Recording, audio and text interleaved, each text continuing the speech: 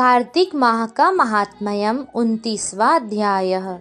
राजा पृथु ने कहा कि हे मुनिश्रेष्ठ, आपने कलह द्वारा मुक्ति पाए जाने का सारा वृत्तांत कहा। मैंने उसे ध्यान पूर्वक सुना। अब हे मुनिश्रेष्ठ, कृपा करके मुझे उन दो नदियों के बारे में बताइए जिसमें स्नान करने से भगवान की कृपा सहज ही प्राप्त होती है। तब देव ऋषि नारद बोले कि हे राजन, अब मैं आपको उन पावन नदियों के नाम बताता हूँ और उनकी पावन कथा सुनाता हूँ, तुम ध्यान पूर्वक सुनना। हे राजन, कृष्णा नदी साक्षात भगवान श्री कृष्ण का शरीर है और वेणी नामक नदी स्वयं भगवान शिव शंकर का शरीर है।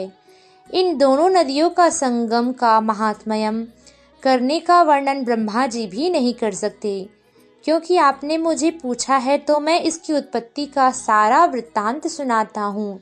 चाक्षसु मनवंतर के आरंभ में ब्रह्मा जी ने सह पर्वत के शिखर पर यज्ञ करने का निश्चय किया। वह भगवान विष्णु, भगवान शिव शंकर तथा समस्त देवताओं सहित यज्ञ की सामग्री लेकर उस पर्वत के शिखर पर गए।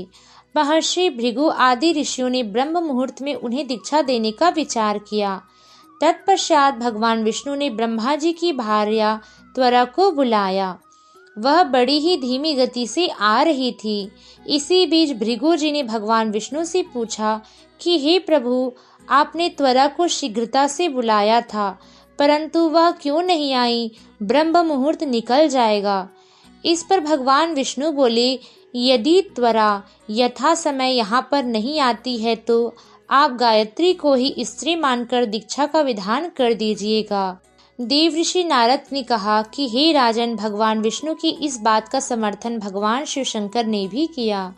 यह बात सुनकर भृगु जी ने गायत्री को ब्रह्मा जी की दाईं ओर बिठाकर दीक्षा का विधान आरंभ कर दिया।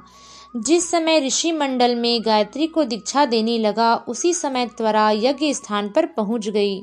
ब्रह्मा जी की दाईं ओर गायत्री को देखकर ईर्ष्या से कुपित होकर त्वरा बोली, जहाँ अपूज्यों की पूजा और पूज्यों की अप्रतिष्ठा होती है, वहाँ पर दुर्भिक्ष, मृत्यु तथा भय तीनों का अवश्य संगम होता है। यह गायत्री ब्रह्मा जी की दाईं ओर मेरे स्थान पर विराजमान हुई है, इसलिए यह अदृश्य बहने वाली नदी होगी।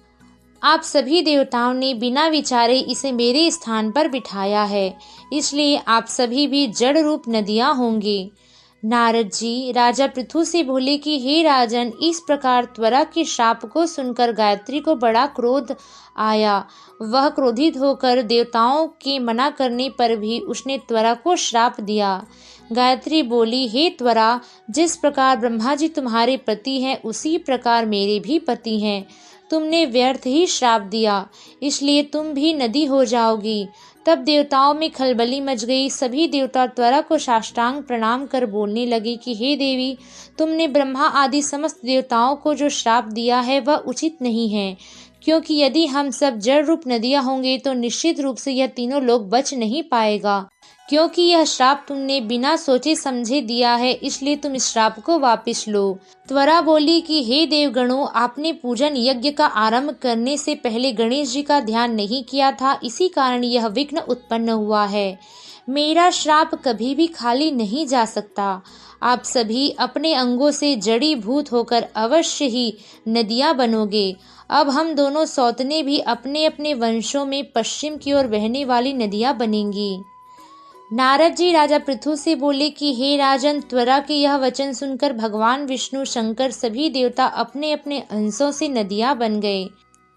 भगवान विष्णु के अंश से कृष्णा, भगवान शंकर के अंश से वेणी तथा ब्रह्मा जी के अंश से कुदमवती नाम की नदियां उत्पन्न हुई।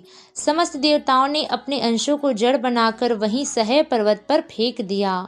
फिर उन लोगों के अंश पृथक पृथक नदियों के रूप में बहने लगे।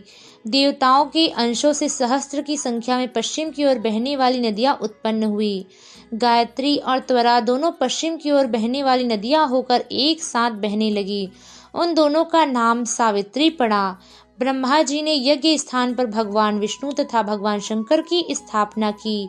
दोनों देवता महाबल तथा अति बल के नाम से प्रसिद्ध हुए।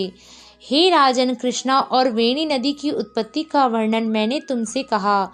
जो मनुष्य इसे सुनेगा अथवा सुनाएगा उसे नदियों के दर्शन और स्नान का फल सहज ही प्राप्त होगा।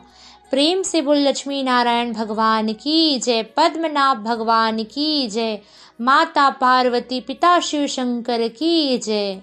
राधे राधे।